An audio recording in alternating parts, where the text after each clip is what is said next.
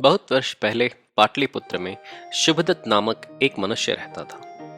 वह अत्यंत गरीब था। वह परिवार बहुत बड़ा होने के कारण मुश्किल से गुजारा कर रहा था। हर सवेरे लकड़ी लेने के लिए वह जंगल जाता। कम से कम आज तो बच्चों का पेट भरे। संध्या होते ही वह बाजार जाकर लकड़ी का बोझ बेचता। लो शुभदत्त, तुम ईमानदार हो, इसीलिए तुम्हें 1 रुपया दे रहा हूं। 1 रुपया? इससे तो 3 दिन काम चलेगा। एक दिन लकड़ी लेने वह घने जंगल में आ गया। आज तो जंगल के भीतर से लकड़ी लानी पड़ेगी। जंगल के बीचों बीच एक खुली जगह थी। वहां उसने 4 यक्षगण देखे। उन्होंने दिव्य वस्त्र तथा गहने पहने हुए थे। उन्हें देख शुभदत्त घबरा गया। आप कौन हैं? आगे आओ भैया, घबराओ मत। हम यक्षगण हैं और कुछ समय के लिए इस जंगल का आनंद लूटने आए हैं। तुम गरीब और भूख से व्याकुल नजर आते हो।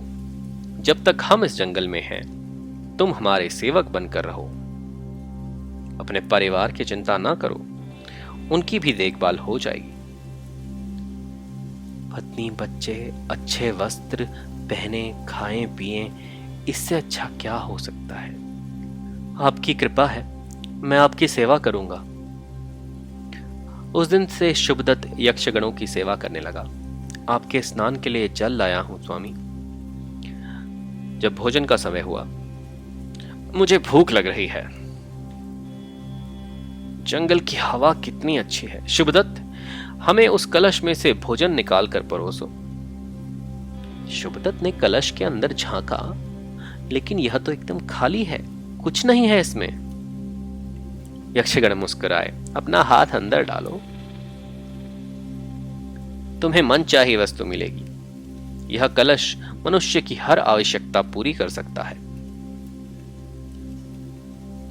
शुभदत्त ने कलश के अंदर हाथ डाला।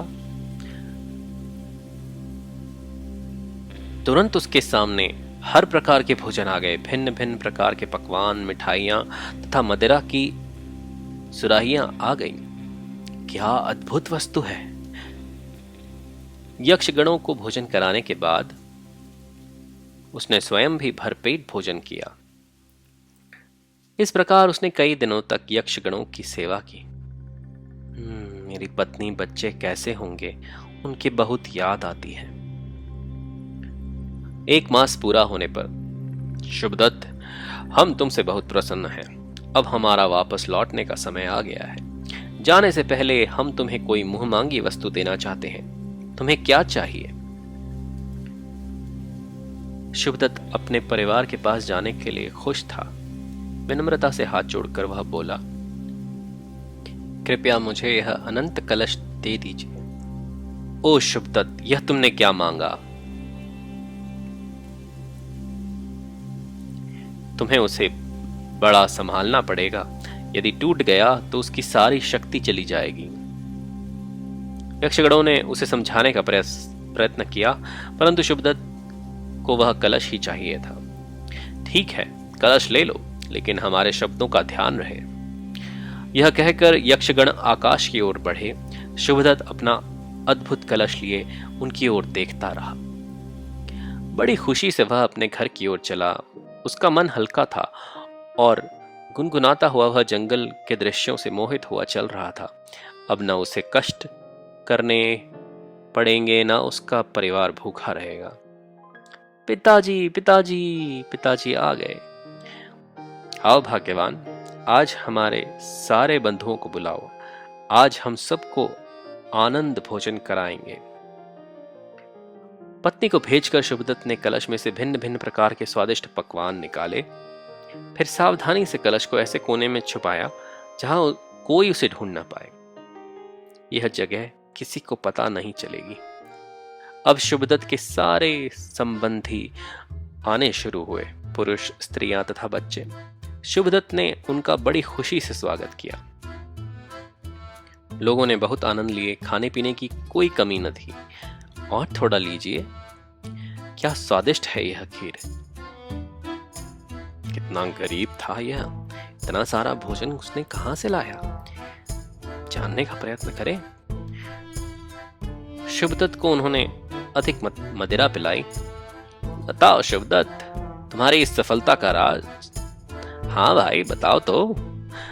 शुभदत्त को अब नशा चढ़ गया था।